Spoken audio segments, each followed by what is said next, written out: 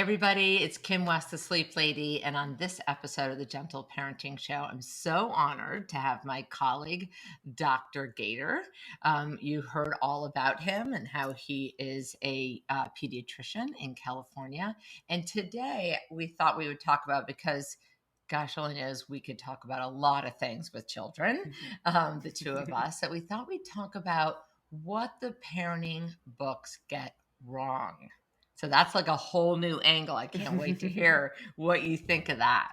Well, thanks for having me on. I love everything that you do, and sleep is just Thank you. so absolutely important. So I love that you have been helping people with their sleep or kids and families for so Oh, long. So that's a yeah. very Thank you. under discussed topic, I would say.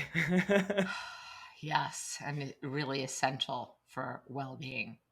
Yeah, definitely. And Hmm. it's a good segue into what I wanted to talk about today, because Hmm. I do think that there are a couple of things that I have consistently seen the parenting books get wrong. Number Hmm. one being there's such a focus these days, not just in the books even, but in medicine in general, about Hmm. treatment. We're so focused on treating disease, and there's such a Yeah. little focus on prevention. And Hmm. that to me is a huge problem as a pediatrician. We're Yeah. seeing the rates of chronic disease in kids skyrocketing. Over 50% of kids, and a lot of the most recent studies have showed that they have a chronic disease. That's scary. One in two kids. The diabetes rates in the last 2 years have doubled in kids. Doubled. It's absurd. That should not be Yeah. happening, and Yeah.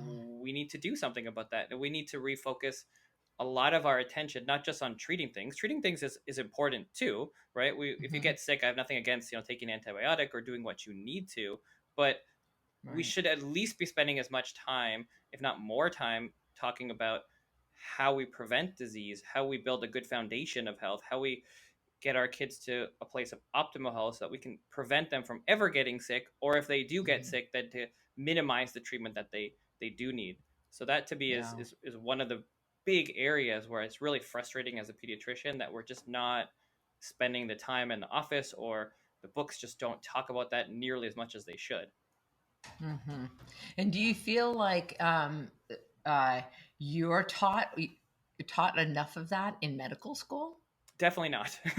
No, Yeah. no question. I think that medical school and medical training is wonderful, right? We get a lot of great training and learning about identifying disease and treating it. And that is extremely important, and certainly was extraordinarily important 100 years ago, 50 years ago. Hmm. Um, but things have changed, and Hmm. we're not just dealing with infections anymore. We're still certainly dealing with infections, but that's not the only thing that we're dealing with. And even with the pandemic, what we have seen is chronic disease, comorbidities, diabetes, obesity. These are the things that, by and large, lead to severe and worse outcomes when you do get sick. And that's not a new Hmm. fact. This isn't new, right? Anyone that's in healthcare Right. knows that if you have other things going on, Hmm. then if you get sick, if you're exposed to anything, you're just more likely to have a bad or a worse outcome. And you can still Hmm. get really sick if you don't have any comorbidities, and you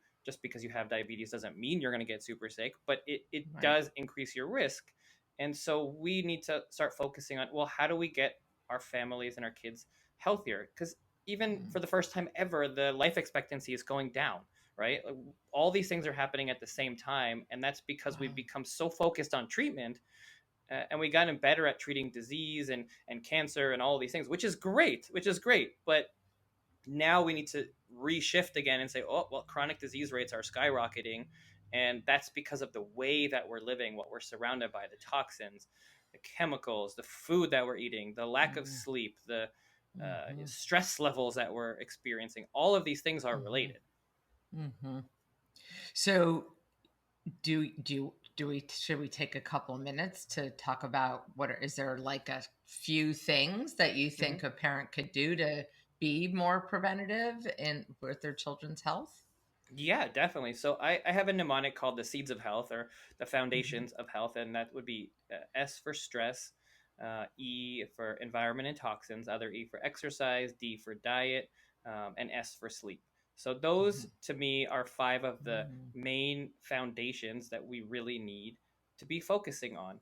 we need to Yeah. think about what are we eating. We need to think about our stress levels. We have to think about our sleep, and we have to make sure we're getting more exercise. We know this isn't rocket science. This isn't like, Right. oh, we need to be getting sleep, that makes it, that be we're not going to have as many issues if we don't. Of course we know this. They did studies 20, 30, 50 years ago. They put viruses in people's noses. I don't know who was volunteering for these studies, but people did. And you'd have 2, 3, 5 times more chance to get sick from rhinovirus, a common cold, if you were more stressed or if you didn't sleep as well. We know this, right? This isn't new, but Mm-hmm. we're forgetting about all of this stuff. And then we have the Yeah. pandemic and news and fear and just don't go outside and don't exercise, and people are eating worse, and that's why diabetes rates are skyrocketing. What do you expect to Yeah. happen when we're stuck at home and eating Right. crappy food every day all the time? We have Right. to remember that these things are related to our health, and Yeah. if you want to be as prepared if you do get sick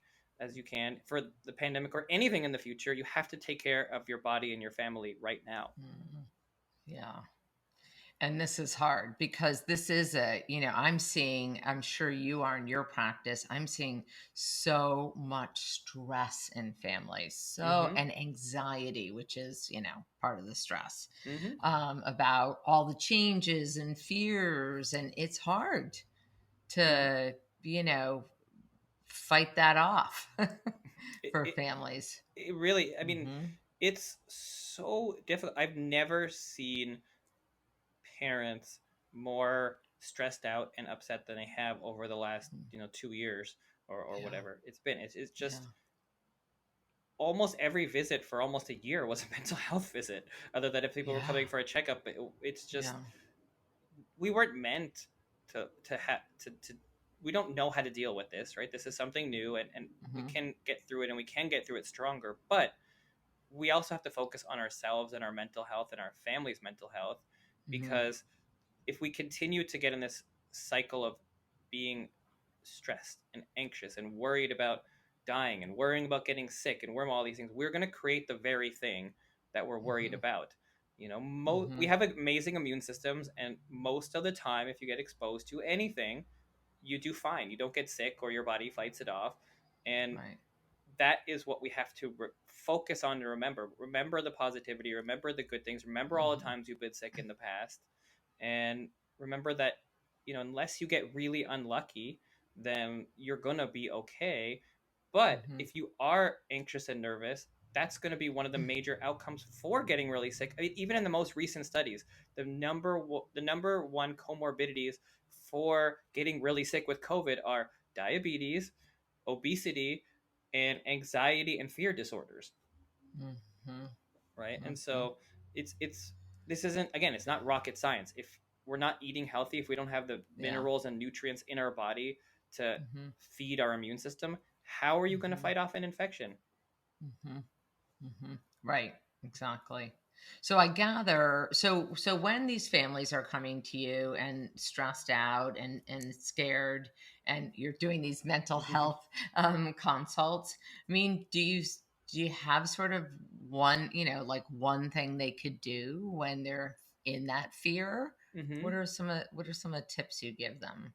Yeah, I think the number one thing is to focus on positivity. So focus on positive things, focus on the good things that are happening in your life. Try to spend a little Hmm. bit of time, thinking about those things and talking about those things with your family. Also, Yeah. if it's the news that's stressing you out or social media, get off. And it doesn't mean Yeah. you can never, be on Facebook or whatever, but just Yeah. make sure you take some time during the day, take some, holidays, we would call it, and take an hour where you're not going to be on your phone. Phones away during dinner time and breakfast time, Yeah. and things like that, where even if you take a couple of hours throughout the day where you're not seeing these things, then that could be really Yeah. helpful. And search out fun, happy things like puppies and Yeah. and Right. I don't know, there's so much stuff out there. I remember, Yeah. Facebook used to be just like pictures of like people getting injured, and people seeing dogs and like funny stuff, like Right. banging your knee, or whatever. And like that's what it used to be. And now it's just people angry at each other. And you don't Yeah. need that when you're already stressed out. So, Hmm. just find the time and find things that make you happy. If you gardening is what makes you happy, go do that. If going for a walk makes you happy, go do that. Spend time with your Hmm. family, watch a Hmm. movie, whatever Mm-hmm. it is for each person, but just make sure you carve out time that's a positive Yeah. time, and Yeah. very quickly we'll see that things start to move in a better direction again. But we're just Mm-hmm. stuck in this negativity loop for a lot of people, Yeah. and Yeah. it's not surprising, I mean, with what's going on. But Yeah. it's and we never had to focus so much on our mental health before, and we never Yeah. had such a focus on health like this. Mm-hmm. And so it's not, Mm-hmm. again, surprising that people have gotten into this pattern or a funk. But we need to now actively get ourselves out of it, and we just have to, you just have to do it. It's really important for your family, and the most important factor for your future kids' health is your parenting, right? It's you, and how Right. you're handling it, and how you're shielding them from what's going on, and Mm-hmm. the discussions that you have with them, and how you're reacting to it. So if we want to Mm-hmm. have a healthier future for our kids, we got to start with ourselves. That that makes total sense. And that really is, true even before the pandemic. Mm-hmm. You know, and I think about it also from a mental health point. How being aware of ourselves, our childhood, what our feeling state is, our own mental health state in every moment in parenting makes us more present, makes us less projecting onto our children, gives Mm-hmm. us more room to be a better parent. I mean, most people tell me that they'd like to do parenting better than their parents did, Mm-hmm. or at least slightly different. And so, so I totally agree. It starts with ourselves. Yeah, It does, and just like yeah. you said, this isn't new. This has Hmm. always been the case, but the pandemic has Hmm. brought to light a lot of things that were kind of under the rug before. Hmm. It was Hmm. like gasoline on a fire that was already there, or there was just a Yeah, lot of people that maybe didn't, maybe weren't as anxious, or didn't have a stress or mental health concern level like they had throughout the last 2 years, right? So yeah. it's become a more Hmm. prevalent problem and a more prevalent issue, Hmm. and that's why it's important to talk about, because I think also everyone, well, actually, I know, during especially the beginning of the pandemic, everybody felt so alone, and everyone still feels alone to some degree, though a little bit more people are Yeah. getting out and doing things now. Hmm. But the Hmm. reality is we're Hmm. not alone. Everyone is in this together, just they feel like they're alone. And that's why I love talking about this, and getting on podcasts like yours, and just reminding people that we're all in this together. Everybody is stressed, everybody's going through this, nobody's having an easy time with Yeah. what's going on, and there are no books or programs or anything that was built for this. You could take a lot of the information, and put it towards Mm. this, but again, this is a new phenomenon. We haven't had to deal with this in our lives ever. Mhm. Nothing like Mhm. this, and so this is, Mhm. there's lots to learn from it, but also keeping in mind that everyone's been through adversity, right? Mhm. Every generation goes through Mhm. adversity. We've all been through adversity, and usually when you look back on adversity, you can look back fondly on it and say, "Oh, I grew from that. I came out Mhm. stronger. There was a reason Mhm. for it. X, Yeah. Y, and Z of what I learned." And I think that's Yeah. a lot what we have to take away from this too. Is like, let's try to find the positives in this, and let's try to come Yep. out stronger the other side. And I hope that the focus on health, and the time with our family, are the two things that come out for everybody in the long run Mm. as a positive from Mhm. the pandemic, is that we need to focus on our health, and that we also need to Mhm. spend more time doing the simple things like being with our family. Yeah. Yeah. Right. And just being present and in having gratitude for what we have. Yeah. Exactly. Yep. Absolutely. Um, and of course, the pandemic, one of the things into your last S of sleep, and that being, my specialty is that this was actually a great time for families to improve their sleep habits Mm-hmm. because here we were all home, whether we liked it or not, and it still is, and it still is. So that's I of course am a big believer in sleep. Mm-hmm. So we could talk more about preventative health, but I want to talk about some of the other areas that you talk about that you feel like parenting books get wrong. I know you said the other one was a lack of focus on balance. Mm-hmm. Yeah. Yeah. So I think a lot of books, well, a lot of everything that we see these days is not balanced, right? It's very extreme. Everything is like a division between A or Yeah. B, and you're either on team A or team B, and if you're on the other team, then you're a horrible human being, and you're getting Mhm. it totally wrong. Or you should Mhm. do parenting thing this way. Let's say we use sleep as an example. Like you Yeah. should sleep train your kids, or you shouldn't sleep train your kids. And Right. if you're reading a book on sleep training and people don't do it, it's like those people are all crazy. How could they do it? And if you're sleep Right. training your kids, you're like, you're ruining their lives. They're never going to go to Harvard. They're going to be miserable. You're ruining their brains. But the Right. reality on almost everything when it comes to parenting is there's somewhere in the middle, right? And everybody wants to Mhm. be extreme because it's more flashy, and it, Mm. maybe it gets the news headlines a little bit easier, but that's not really how almost anything in parenting is. There is no one Yeah. size fits all Mhm. for almost Mhm. anything. And as a pediatrician, I find my job a lot of the times to teach parents what is reasonable within a bounds of safety. Then there are certain things where it's very unsafe to do X, Y, or Z, and that's your job to be like, okay, but you shouldn't do that because they're going to die if you do that. Like that's a big thing. If you're a pediatrician, you got to make sure that you tell people the safety stuff. But almost everything when it comes to pediatrics or kids, there's a wide range of what's reasonable based on your own personal beliefs and values, and we should be supporting those things. Um, Yeah.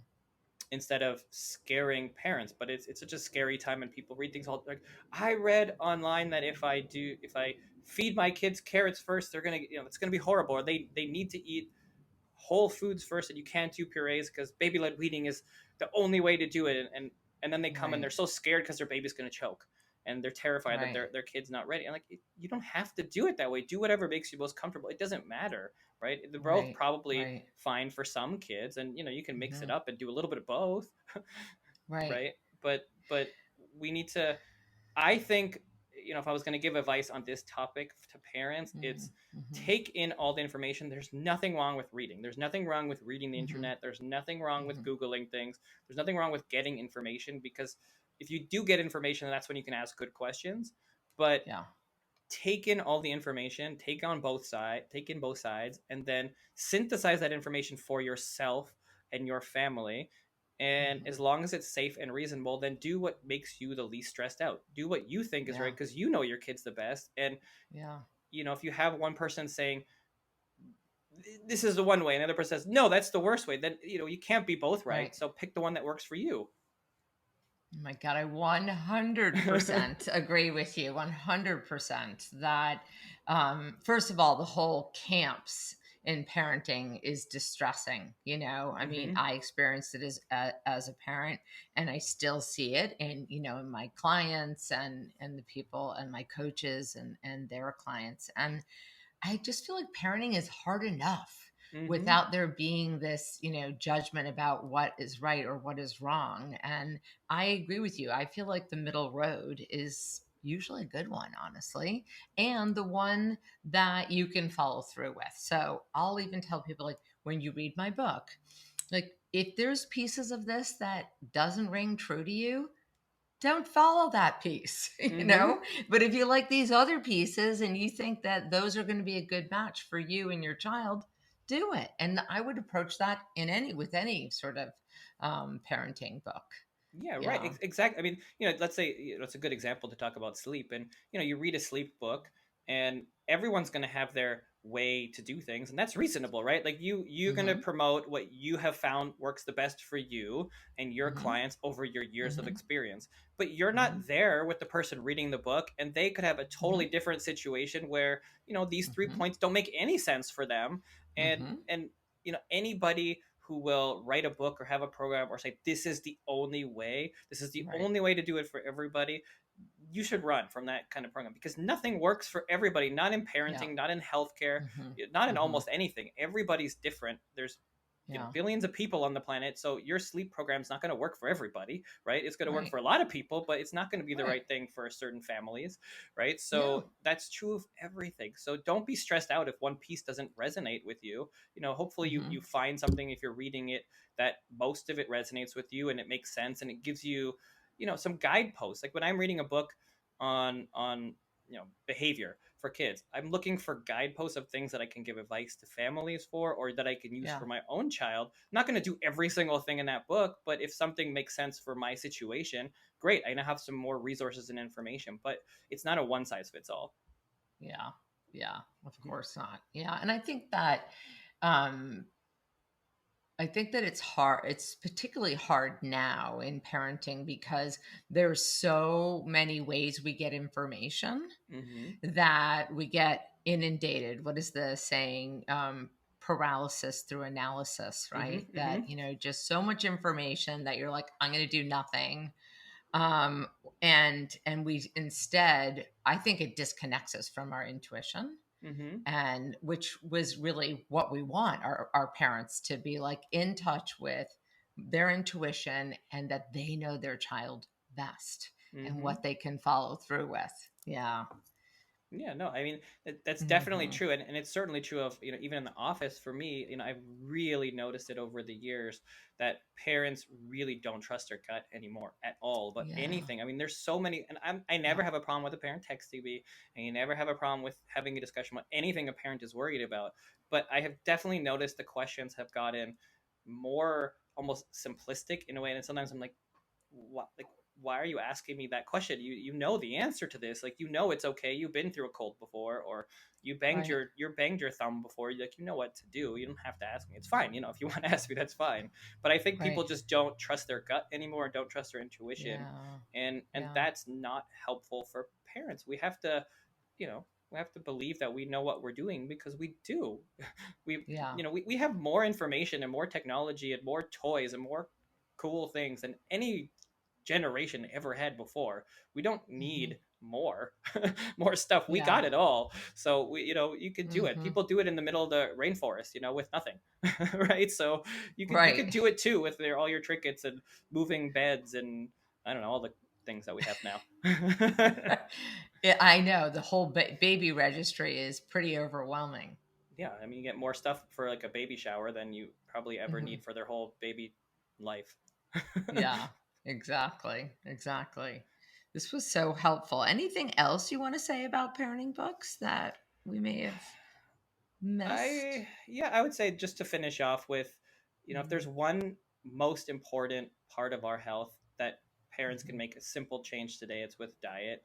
Uh, Hmm. every natural wellness health practitioner that I ever talk to always brings it back to diet. It's the most important, most easily changeable, modifiable risk factor for disease and for chronic illness, and just for Hmm. being generally unwell, because we're just not getting the nutrients that we need. And, Hmm. you know, to me, when I always have parents in the offices, read the labels, buy whole food, um, get in whatever you can in terms of actual things that and just read the labels. If it has some long chemically name, it's probably not good for you. If it has words that then that's probably going to be a little bit better for you. And that, you can exercise all you want, you can run all you want, you can get all the sleep you want, but if you're not eating healthy, you're not giving Hmm. your body the building blocks that it needs Hmm. to grow and to build your immune Hmm. system and to recover. So everything's important, but Hmm. you control what your kids eat most of the time. You go Yeah. shopping, bring them with you, buy good food, and read the labels. And it's just Hmm. so important that we feed our kids a healthy diet. So if there's one change that you're going to make, it should be to improve your diet. You don't have to change everything. You don't have to buy everything organic, or buy Right. all the most high quality stuff, or go to the farmer's market for everything. If you can, great. But if you can't, then even small changes make a big difference. Yeah. Yeah. Like reducing sugar Mm-hmm. or, hmm, Yeah, reducing yeah. chemicals, reducing sugar, buying Hmm. actual real foods. Don't buy packaged foods. Don't buy things with, Hmm. fancy fun boxes. Buy, things that are Hmm. real.